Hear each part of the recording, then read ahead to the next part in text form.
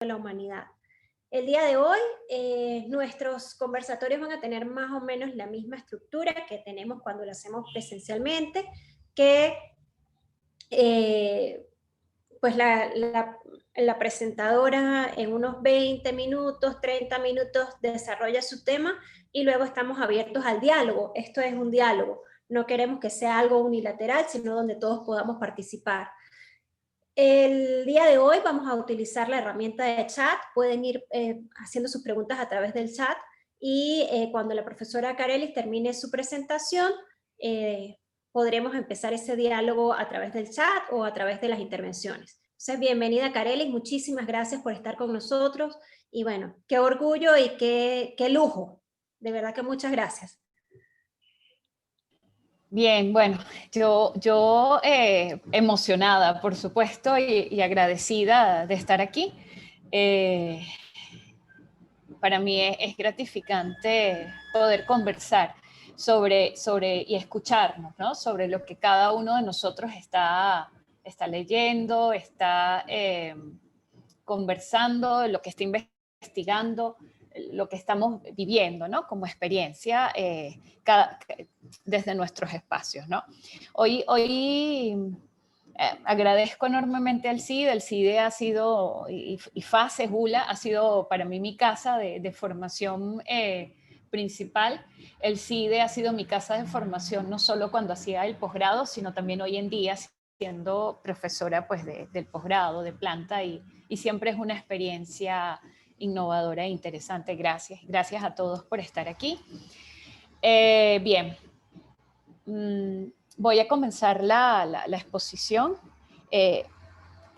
indicando que este ha sido un tema que justamente en el mes de marzo, cuando declararon pandemia, si no me equivoco fue un 13 de marzo de este año, yo ese fin de semana, bueno, lo pasé live sin problema, pero el lunes amanecí pensando, ¿y ahora qué va a pasar con nosotros? ¿Qué podemos hacer? Etcétera. Y llamé a dos maestros, dos grandes maestros para mí. Uno de ellos es futurólogo, así se describe, futurólogo. Y el otro digamos que es el hermano menor de una gran maestra mía. Ella ya falleció. Y lo llamé y les dije, ¿y ahora qué va a pasar? ¿Qué vamos a hacer con nuestras, etcétera, ¿no? Y entonces Juan Carlos Herrera me dijo, no te preocupes, ahora es que hay oportunidades para nosotros, etcétera, léete este libro, ¿no? Y me mandó muchísima información. Él es un ratón de biblioteca, él es un ratón de internet, ¿no? Entonces me mandó muchísima información y entre esa me mandó el libro de la Cuarta Revolución Industrial de Klaus Schwab, fundador del Foro Económico Mundial. Y yo me comí ese libro, realmente me lo comí porque yo dije, no puede ser, cada vez pasaba una página, era mayor el susto, el temor y el miedo que me daba.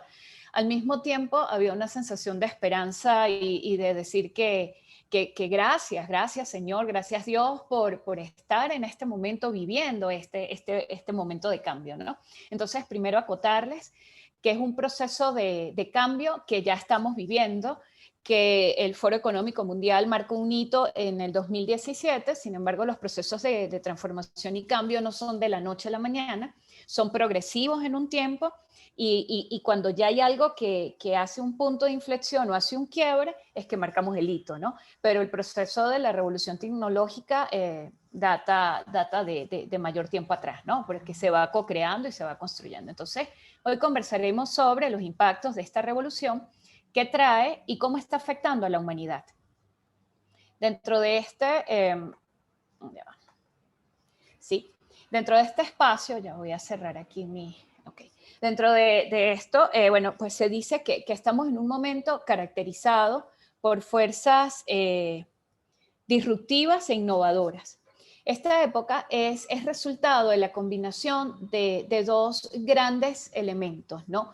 Por un lado, la inteligencia artificial, el Internet de las cosas, los vehículos autónomos, la impresión 3D y 4D, la nanotecnología, la biotecnología, la ciencia de los materiales, el almacenamiento de la energía, la computación cuántica, más, por otro lado, los más de 5.000 millones de usuarios conectados a través de dispositivos móviles que generan una inmensa capacidad o la amplifican de tal modo una capacidad de producción de información, almacenamiento de información y acceso a ella, ¿no? Entonces, esto es, o sea, la combinación de estos dos grandes elementos son los que hacen que digamos que estamos en una cuarta revolución industrial y que esta cuarta revolución industrial está marcada por tecnología más digitalización.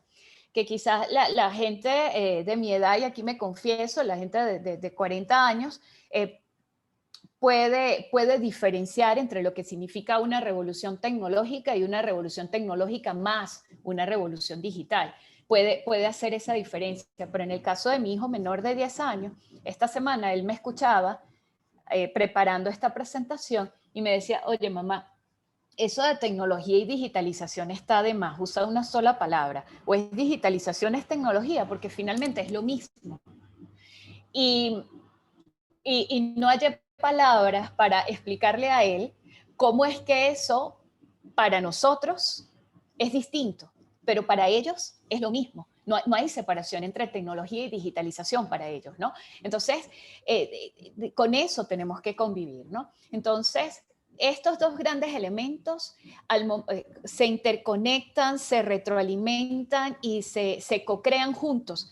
Eso hace que incluso los sectores económicos se solapen o empresas o sectores industriales que estaban en un único sector como telecomunicaciones ahora están en el sector salud o en el sector de vehículos o en el sector de internet satelital y entonces decimos, oye, ¿qué está pasando? Bueno, una gran revolución tecnológica y digital, ¿no? El mundo físico, digital y biológico se ve completamente impactado. Impactado, transformado, y ese impacto va a generar en nosotros ese impacto, ¿sí? ¿Por qué? Porque impacta gobiernos, formas de gobernar, cómo las instituciones prestan su servicio, la academia, cómo es que ahora va a formar las empresas y la sociedad civil. Se ve, este autor de este libro, Klaus Schwab, dice cómo lograr que coexista la tecnología y la sociedad. ¿Sí? Y nos advierte en su libro, es una época o de mayores promesas o de un potencial peligro para la humanidad. La humanidad se está transformando por completo. Y cuando hablo por completo, vamos a hacer algunas pequeñas pinceladas en el sistema económico, en el sistema político, en el sistema educativo, en el liderazgo de las empresas, en los negocios, en el humano en sí mismo, ¿no? Y entonces, toda esta transformación implica que definitivamente cambiaron y están cambiando los modelos de negocio, los sistemas de producción, el consumo, el transporte y la entrega de bienes y servicios, en la economía de plataforma. También se ha transformado la manera de cómo nosotros nos comunicamos. Aquí está un vivo ejemplo de cómo nos estamos comunicando, de trabajar. La forma de trabajar se transformó. La pandemia lo que vino fue hacer un efecto acordeón y acelerar el proceso, ¿sí? Pero la pandemia en sí misma no era un factor que los investigadores de estas fuerzas disruptivas tenían claridad de ello y que iba a ser un elemento más que iba a impactar. Él lo que hizo fue, la pandemia lo que ha hecho es acelerar el proceso, muchísimo más acelerado de lo que ya viene, ¿no? Y que se va a acelerar constantemente, o sea, esto es exponencial. La forma de mantenernos informados, la forma de entretenernos cambió completamente, en fin, la forma de vivir y relacionarnos unos con otros, ¿no? Entonces, la gran pregunta es cómo coexiste esta tecnología y la sociedad, ¿cómo es que lo vamos a hacer? ¿Qué tenemos que hacer para aprovechar esta revolución para el bienestar de la humanidad? Esa es la gran pregunta y a la cual hoy no le vamos a encontrar respuesta. Mi principal propósito hoy con ustedes es que nos quedemos con ella, ¿no? Y diríamos en remojo, en proceso de reflexión. ¿Okay? ¿Cuáles han sido los impulsores? Como ya los nombraba en un principio. Estos impulsores están divididos entre físicos, digitales y biológicos. Es una categorización que hacemos, ¿no? Los impulsores físicos, los vehículos autónomos, la fabricación aditiva 3D y 4D, la robótica avanzada, que implica, no que va a implicar, que implica que convivimos con robots, que nos prestan servicio o que van a ser nuestros compañeros de trabajo, ¿sí? Nuevos materiales, sólidos, ligeros, adaptables, reciclables, autorreparables o autolimpiables con memoria. Ya hay materiales, en este desarrollo de la ciencia de los materiales, ya hay materiales que una vez utilizados, cuando usted ejerce presión en ellos, los convierte en energía. Hay materiales que usted utiliza y que se puede poner como ropa, ¿sí? Que se adapta a su cuerpo perfectamente y que una vez que usted se quita esa ropa, esa ropa vuelve a un tamaño que fue el original, es decir, con memoria. ¿Okay? O otros impulsores digitales como el Internet de las Cosas o el IoT, como se abrevia y se conoce en su vocabulario, que no es otro que unas cosas. No hay otra mejor definición que unos dispositivos, que unas cosas con unos sensores conectados a una red virtual. En plena pandemia, producto de una empresa con la que yo trabajo, hubo una competencia de ciclistas, de mujeres que hacen ciclismo, hubo una competencia, cada una en su casa, todas conectadas a unos dispositivos conectados a una red virtual, escogieron un camino, un mismo paisaje, diríamos nosotros, un camino, y sobre ese hicieron una competencia, cada una montada en su bicicleta, en un rodillo, desde su casa. Y se fue viviendo la experiencia de la competencia y otros siguieron la experiencia de la competencia y hubo una ganadora. ¿Y cuál fue toda esa experiencia? Virtual, digital.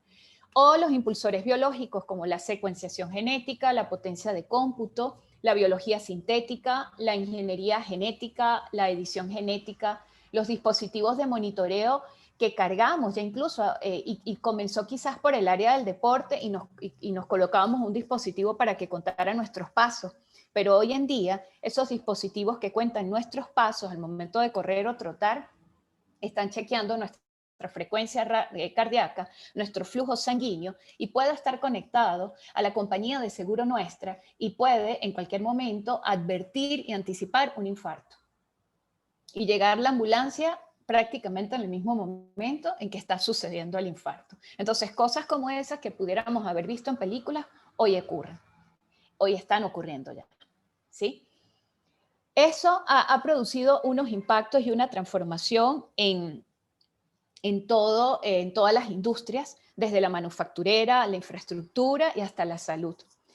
El monitoreo remoto de cosas y de personas. Empezamos con un GPS o un localizador que le colocaban a nuestros vehículos las compañías de seguro, pero que hoy en día lo cargamos nosotros, o lo podemos cargar nosotros, o lo pueden cargar nuestros hijos. De hecho, lo cargamos en nuestros móviles, ¿no? El blockchain, que ya no solamente es para una economía de mercado, de una moneda, sino que también trata de cómo en países como Noruega, lo están utilizando para el registro civil de los nacimientos y de la movilidad en el ámbito civil de las personas, ¿no? Una economía bajo demanda y está referida a que se produce y se presta el servicio de forma inmediata, casi que a un clic de cómo nosotros como consumidores o clientes lo solicitamos, ¿no? Las plataformas poderosas, pocas y concentradas, Uber, B&B, ¿sí? Y cualquier otro tipo de plataforma en la que nosotros consumimos y habitamos. ¿Okay? Una medicina más precisa, unas terapias más dirigidas, producto de la ingeniería genética, de la edición genética viene un impacto que es los xenotrasplantes, que implica utilizar órganos de animales en los humanos para proveerle de un bienestar, de una salud, ¿sí? O la bioimpresión. Ahora, estos son impactos. Y aquí entonces surge otra pregunta.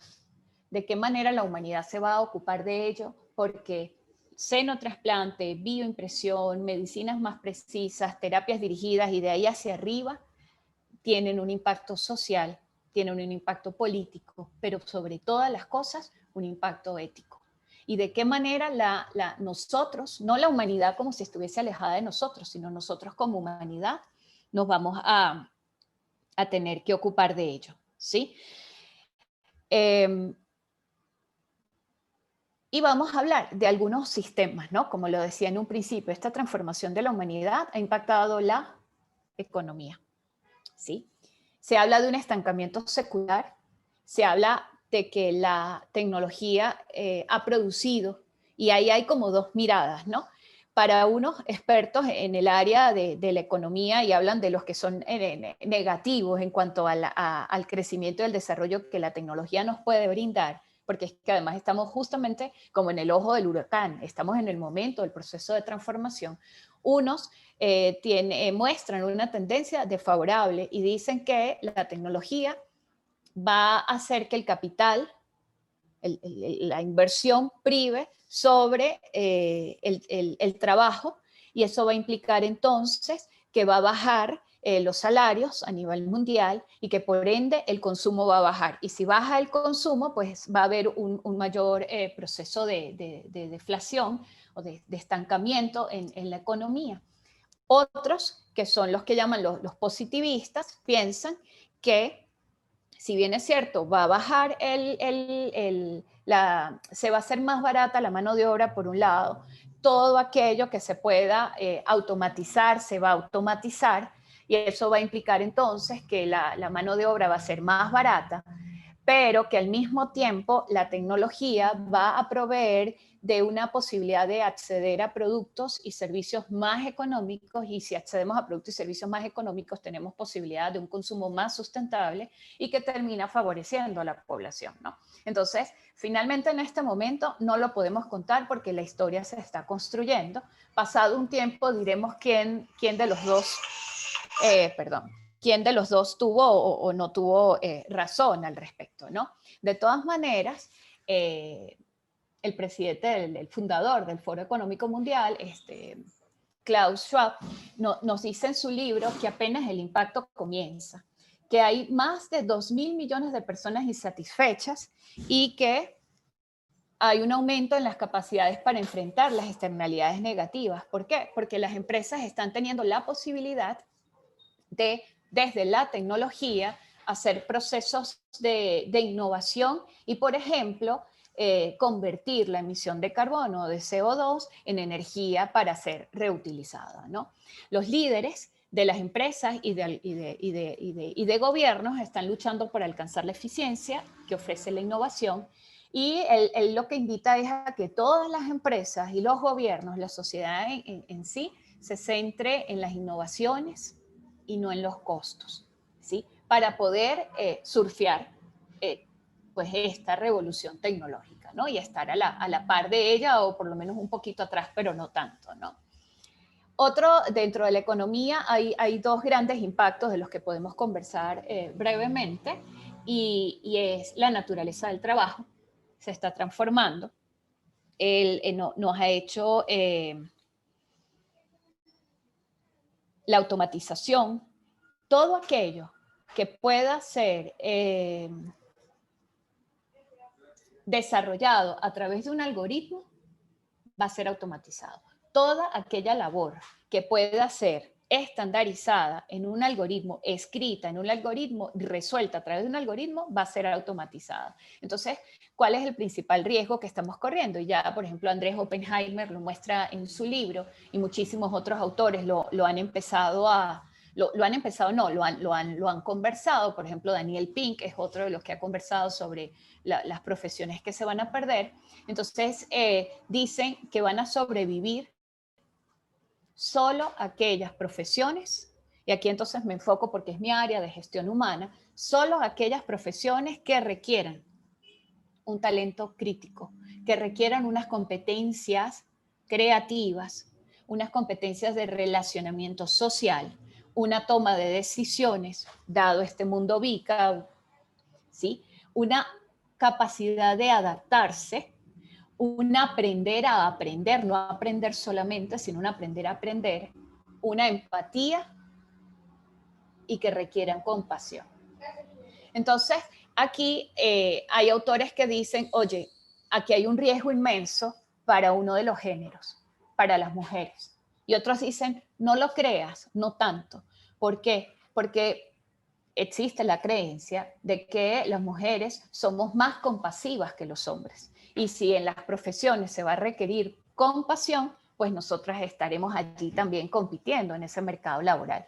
Pero otros se preguntan, y es porque la tecnología trae un impacto en el trabajo. De hecho, se prevé y ya se ve una gran brecha de salarios producto de las altas cualificaciones que se requieren en algunos puestos de trabajo y los salarios que están dispuestos a pagar a estos trabajadores y un bajo salario para unas cualificaciones muy básicas. Entonces esa brecha dicen que va a crecer, ¿sí? Sin embargo, entonces hay otros, porque estamos en ese proceso de transformación, que dicen, no, ya va.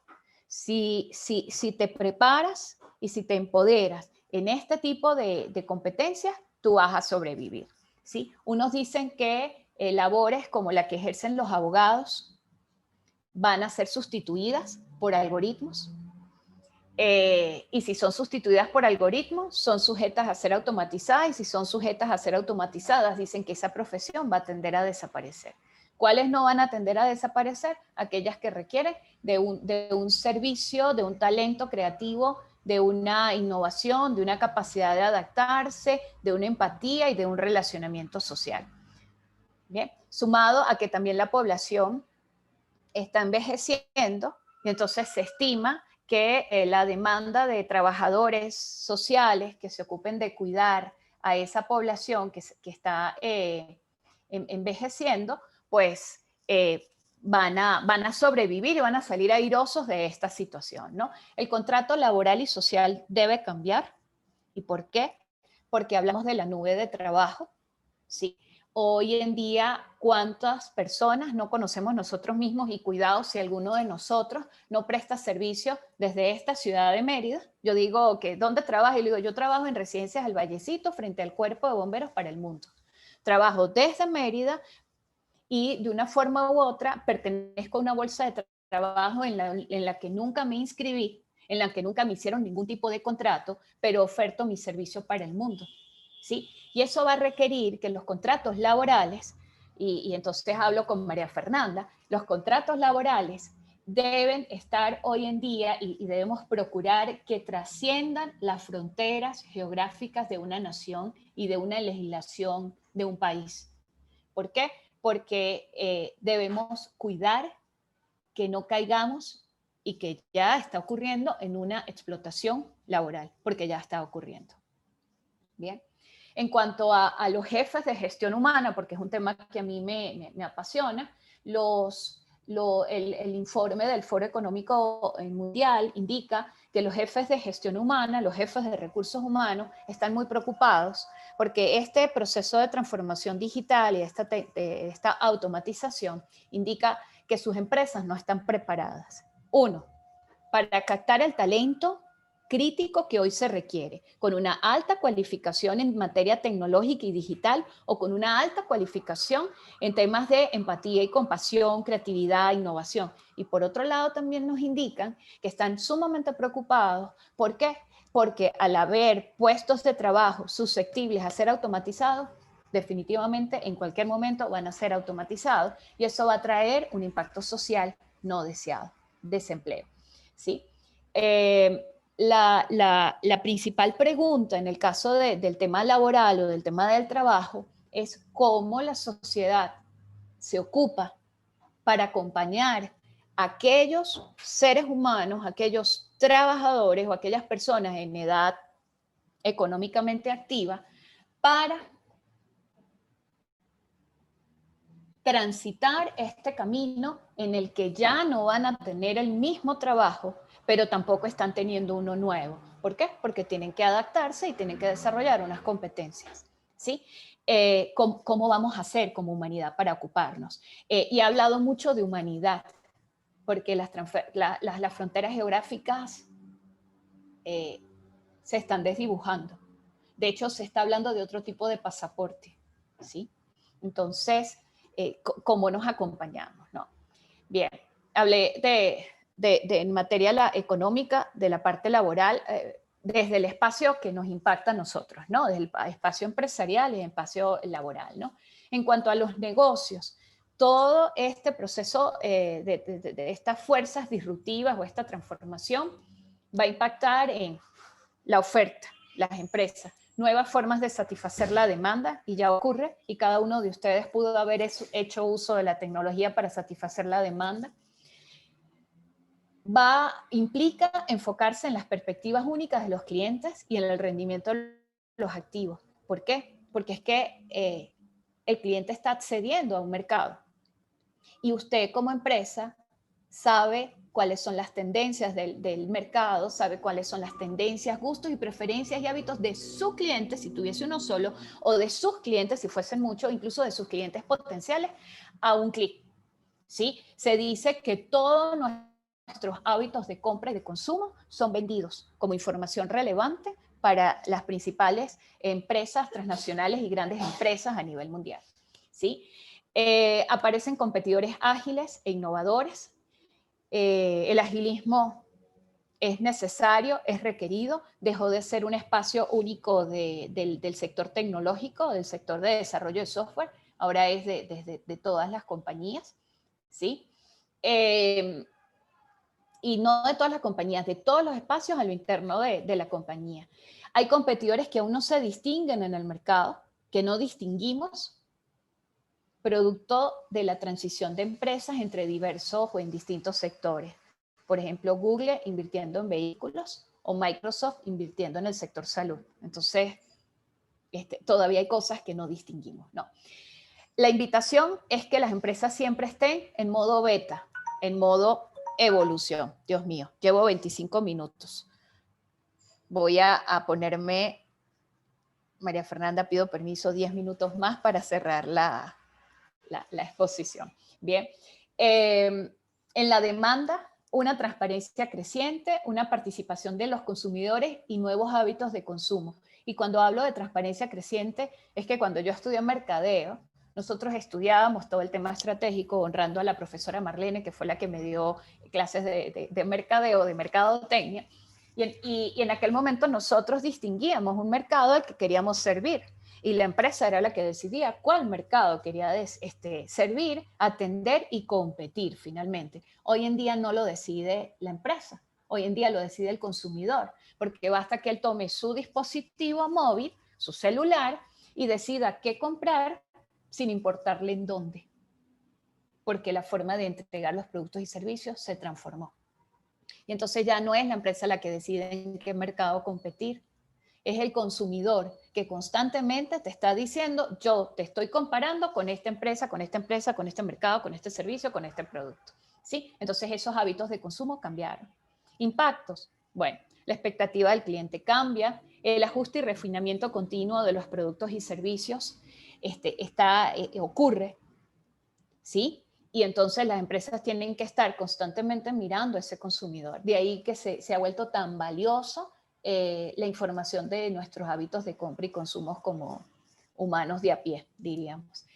Hay un incremento en la productividad de los activos, porque la tecnología así lo promueve, así lo permite, de los intangibles sobre todo. Hay nuevas alianzas y nuevas formas de colaboraciones offline y online, por ejemplo Uber, el dueño de un vehículo y una plataforma que lo soporta y que lo comercializa. Okay. La transformación de los modelos operativos a digitales, las plataformas globales conectadas a ese mundo físico, como esto que se convirtió en la cadena de hoteles más grande del mundo sin ser cadena, ¿sí? Pero es B&B o Airbnb de servicios de hospitalidad, ¿no? Okay. Bien. Es así de abrumador quizás, ¿no? De todas estas cosas que les voy diciendo y ya va, o sea, ¿y esto cómo lo conecto? No, o sea, es de todos los días, ¿no? Y estar allí informándose. Hay muchísima información en Internet, muchísima estadística que muestra ya hechos y afirmaciones de lo que nos está ocurriendo, ¿no? Esta revolución y estas tendencias mundiales requieren de un liderazgo promotor del aprendizaje individual, pero sobre todo, y en mayúsculas debería estar allí, promotor de un aprendizaje colectivo, que desafíe sus propios modelos conceptuales y operativos de éxito, y los de la empresa en su conjunto. Requiere una mirada dura y honesta de las capacidades de su organización para operar con rapidez y agilidad. Hoy día, esa phrasal verbs que es time to market, que es el tiempo que tarda un producto desde la concepción o un servicio desde la concepción más y más corto, ¿sí? A un clic, ese tiempo de corto de distancia. Entonces obliga a que nosotros aprendamos a aprender para actuar con agilidad y rapidez en este entorno. No solo las empresas, sino también los consumidores. Sistema educativo, ¿sí? En esta época de pandemia he leído algunos libros y el otro libro que leí fue Las 21 lecciones para el siglo XXI de Yuval Noah Harari, escrito en el 2018. Y él se hace dos grandes preguntas y las traigo yo, las hice desde el primer día, ¿sí? ¿Cómo prepararnos y preparar a nuestros hijos para un mundo de transformaciones sin precedentes y pleno de incertidumbres radicales? ¿Qué tipo de habilidades necesitará para conseguir trabajo? Hoy día, en la semana pasada leí una estadística, una tasa, que proyectan que cada uno de los humanos que hoy estamos escuchando y estamos conversando aquí, cada 10 años va a cambiar de profesión. No le estoy diciendo de trabajo, le estoy diciendo de profesión, cada 10 años. ¿Qué tipo de habilidades necesitará para conseguir trabajo? Comprender lo que ocurre a su alrededor, porque si estamos en un constante cambio, debo estar constantemente comprendiendo lo que ocurre a mi alrededor y orientarme en el laberinto de la vida. Entonces, ¿cuáles son esas habilidades que necesitamos? Este autor es muy confrontador. Los 21 capítulos me los leí y en los 21 capítulos peleé con él, en los 20, hasta que llegué al último capítulo y espero tener la oportunidad ahorita de mostrarles el porqué, ¿no? En materia de educación, mi amada facultad, mi amada universidad, dicen, muchos pedagogos indican que las escuelas deberían dedicarse a enseñar las 4 Cs: pensamiento crítico, comunicación, colaboración y creatividad. Lo más importante de todo será la capacidad de habérselas, de hacérselas con el cambio, de aprender nuevas cosas y de mantener el equilibrio mental en situaciones con las que no estamos familiarizados. Ya nos está ocurriendo. Daniel Innerarity, otro filósofo, otro libro que recién acabo de terminar de leer la semana pasada, Política para Indigentes. Daniel Innerarity dice, instituciones como escuelas, y aquí traigo a grueso, la ciencia, la universidad, el parlamento o los medios de comunicación no son lugares de transmisión de saberes, órdenes o valores indiscutibles, sino lugares en los que se desarrolla nuestra capacidad de gestionar la actitud para desenvolverse en un entorno caracterizado por la pluralidad de saberes y de valores. Sí. Educación, economía, política. Ya estoy finalizando.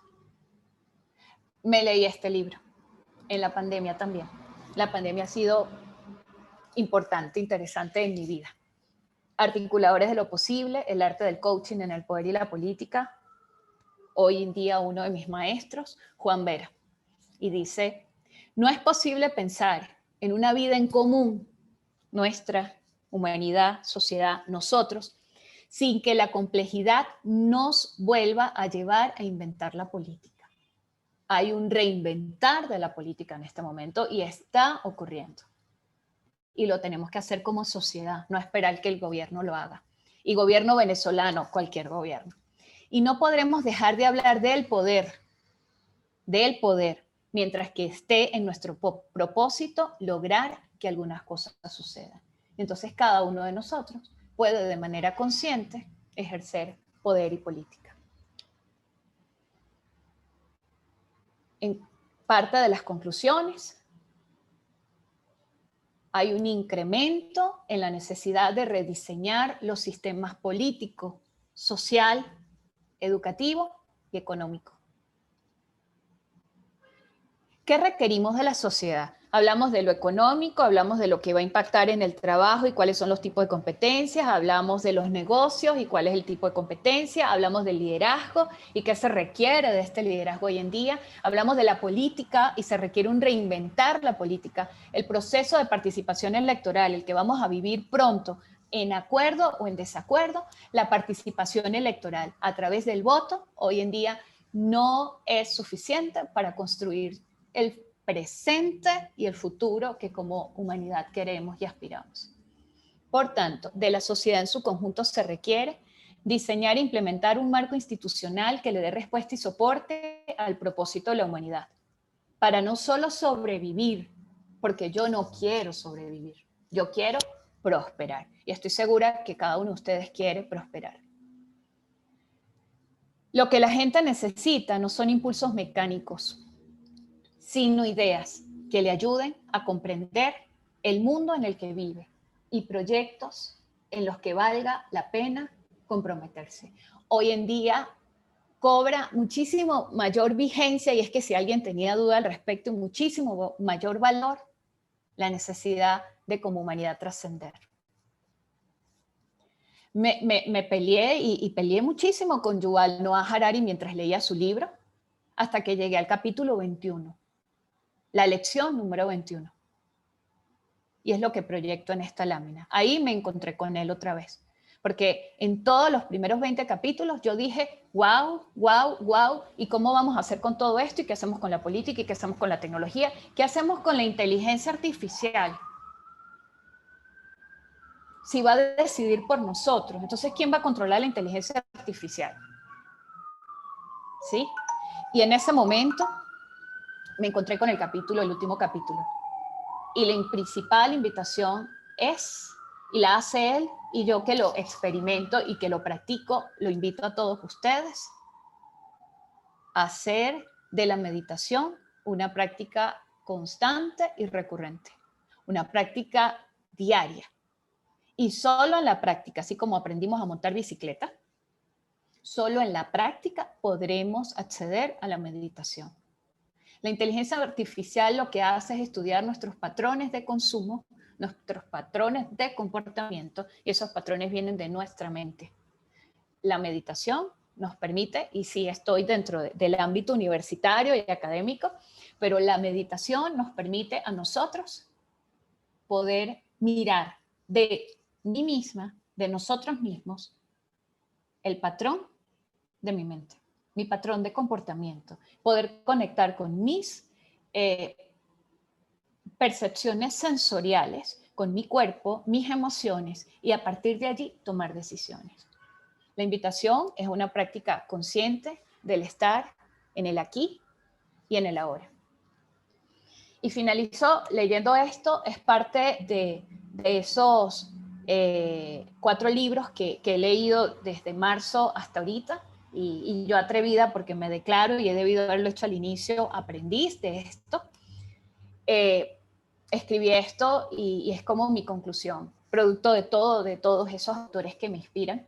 Solo depende de nosotros como humanidad, y para ello es preciso articular una visión compartida e integral que nos permita construir un futuro colectivo, fundamentado en valores comunes, sobre una plataforma que inspire la cooperación pública y privada, que se traduzca en el empoderamiento de los seres humanos, para que en libertad puedan acceder en condiciones de igualdad a mayores oportunidades en el mercado, basado en una economía circular, para cuidar que nuestros acuerdos, que al nosotros acordar y resolver cosas en este preciso momento no impacte a los ausentes, ni a las minorías, ni a las futuras generaciones. Entonces, que se traduzca en un empoderamiento de los seres humanos para que en libertad puedan acceder en condiciones de igualdad a mayores oportunidades en el mercado, basado en una economía circular, asegurando la regeneración y preservación de entornos naturales. Muchísimas gracias. Muchísimas gracias, Carelis, qué conferencia tan interesante. De verdad que mucha gente ha visto la pandemia como un castigo que nos ha llegado. Para mí es una oportunidad. Es una oportunidad, entre otras cosas, pienso que de humanizarnos nuevamente, de retomarnos como seres humanos, que tenemos que entender que estamos interconectados, que estamos en un momento histórico con todo esto de la revolución industrial. Magnífico. Para mucha gente la pandemia ha sido castigo, ha sido cosas malas, ha sido, yo pienso que no, que tenemos una oportunidad de oro para cambiar como humanidad, y lo hablaste tú varias veces. De verdad que muchísimas gracias por todo esta conferencia, estuvo maravillosa.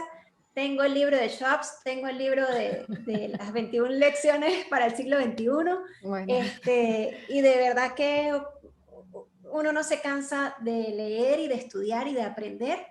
Creo que es súper importante. Tenemos varias preguntas, Carely. Voy a leerlas directamente del chat. Nuestro usuario, que se identifica como Reflexión, que no pone ese nombre, dice: ¿cómo quedaría la ciencia del dato en la enseñanza en nuestras universidades? ¿Cómo quedaría la tiranía de los algoritmos en los puestos de trabajo? Ahí también quiero yo dar mi aporte, porque ciertamente una de las cosas que nos ha preocupado como abogados, pues mi área es el área empresarial, tú lo sabes bien, y tengo pues esa formación también en la parte laboral. Qué delicado ha sido este nuevo paso al e-job, al trabajo desde la casa, al trabajo remoto, donde los derechos de los trabajadores muchas veces se están viendo vulnerados, donde el hecho mismo de que tú estás en tu casa y no tienes que salir, pues inclusive a nosotros mismos se nos olvida hacer esas pausas activas, salir, que trabajamos 8 horas diarias, pero entonces si no trabajamos las 8 horas diarias, tenemos algún competidor que va a querer trabajar las 15 horas y nos va a cortar la cabeza, ¿sí? Entonces ha sido muy complicado. Esa ha sido una discusión que se ha dado durante este tiempo de pandemia y este tiempo de teletrabajo, e-jobs o home office, como lo quieran decir, a nivel mundial, para cuidar ese derecho de los trabajadores. Complicado porque lo que tú dices, no hay si bien está la OIT, pues no todos los países acogen las recomendaciones de la Organización Internacional del Trabajo. Las diferentes legislaciones nacionales no están totalmente en concordancia respecto a los derechos de los trabajadores. Y ahí pienso que también entra un poco la idea que trae el Foro Económico Mundial también desde hace unos varios años, que dice el sistema debe cambiar. Ellos hablan de un nuevo capitalismo, un capitalismo más humano, un capitalismo más socialmente responsable, un capitalismo distinto, ¿no? Algunos con otras tendencias políticas pues pensarán, no, es que el capitalismo, así sea humano, no va a servir, ¿sabes? Entonces, pero ¿cuál es ese gran dilema con la parte laboral? A mí me encantó que tú hablaste de economía, ética y política. Este punto de la ética es tan importante y lo hemos olvidado tanto como seres humanos, que por eso refuerzo mi comentario inicial. Tenemos que volver a la humanización de la humanidad, valga la redundancia. No sé qué opinas tú. Sí, sí. Fíjate que qué hacer con la data. Voy a volver a ver la pregunta. ¿Dónde está? A ver, reflexión. ¿Cómo quedaría la ciencia del dato en la enseñanza en nuestras universidades? Hay que continuar enseñándola, hay que continuar mostrándola, porque es que además la inteligencia artificial, ¿de dónde proviene? Proviene de haber desarrollado esa ciencia. Entonces, pues debe continuar, debe continuar.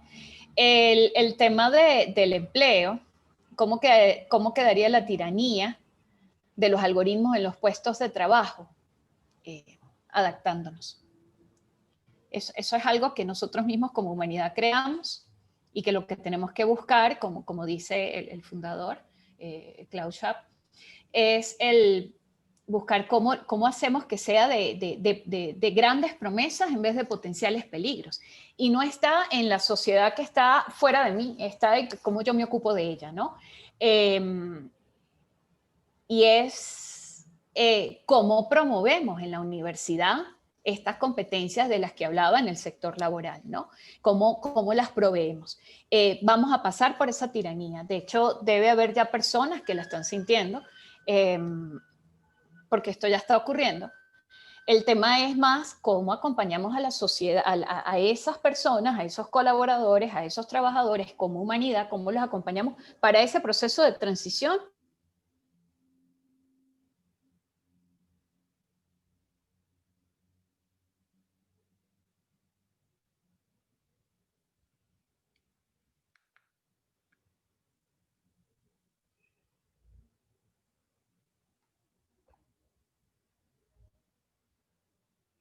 Me parece que perdimos la conexión con Carely.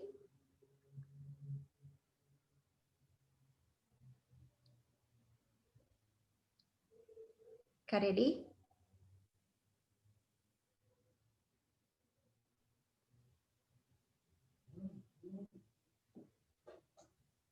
Vamos a esperar un segundo a ver.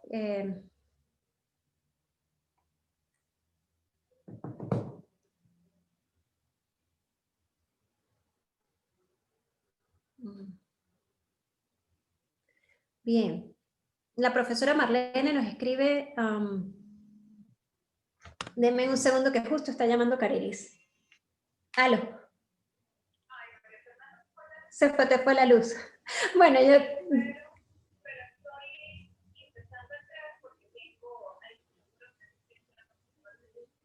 Ok.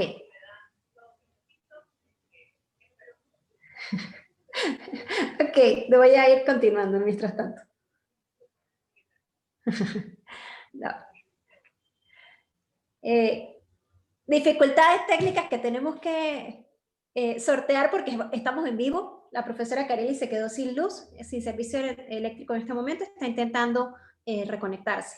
La profesora Marlene nos pregunta, dice aspectos muy interesantes que ha planteado la profesora Carely en su disertación, pero en todo ello hay consideraciones éticas y los gobiernos o estados parecen lentos en tomar decisiones que resguarden los grandes intereses colectivos e incluso de las minorías. ¿Cuál es su postura, la postura de la conferencia al respecto? Esperaremos que la profesora Carely se conecte en este momento. Desde mi punto de vista, creo que los gobiernos y los estados tienen que revisar todo esto que está pasando con esta revolución industrial y tecnológica, sobre todo en el tema que estábamos tratando del acceso laboral.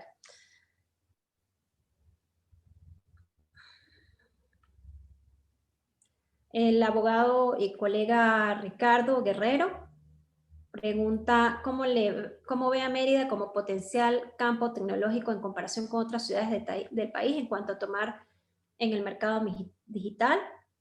Y dice, otra consulta a la experta, expresar que ciertamente en el campo del trabajo para nosotros los abogados podrá ser cubierto de forma digital. ¿Qué oportunidad de mercado tenemos los abogados? ¿Se concentran las oportunidades en la propiedad intelectual y dentro de las modalidades de la propiedad intelectual, cuáles serán más competitivas? Yo difiero ahí un poquito de Ricardo y he estado al tanto de las discusiones que a nivel internacional están apareciendo acerca de Legal Tech o derecho tecnológico y cómo incluso algunos jueces o las decisiones de algunos jueces pueden ser sustituidas por inteligencia artificial. Yo difiero de ti porque yo creo que que el tema de los abogados no puede ser fácilmente sustituido, porque el derecho amerita una interpretación de la ley en cada caso. La ley es el traje comprado con una talla general, pero la aplicación a cada caso es la adecuación de ese traje a la medida del usuario. Entonces yo creo que no va a ser tan fácil que los abogados, por lo menos en la parte de litigio, seamos totalmente sustituidos por máquinas. Podemos ser sustituidos por inteligencia artificial en el momento de crear un contrato, tal vez, con la salvedad de que cada contrato debería tener sus propias indicaciones para cada caso. Entonces yo difiero del colega de que vamos a ser sustituidos, por lo menos no en un futuro cercano. Bien, creo que la profesora Carelis no logró conectarse. Les agradezco muchísimo en nombre del CIDE, de la profesora Marlene Peñalosa, quien está conectada en este momento, de la Coordinación de Investigaciones. Muchísimas gracias por haber participado en este encuentro virtual. Ojalá sean muchos y tan productivos y tan deliciosos como esta conversación que hemos tenido el día de hoy. La próxima semana o a unos máximos, sí, la próxima semana más o menos, subiremos el video a la página del YouTube del CIDE, de la Coordinación de Investigaciones, y el resumen de la profesora de manera escrita para que también lo puedan consultar. Muchísimas gracias para todos por participar y por estar con nosotros, y los invitamos a seguir haciendo universidad. ¡Feliz tarde!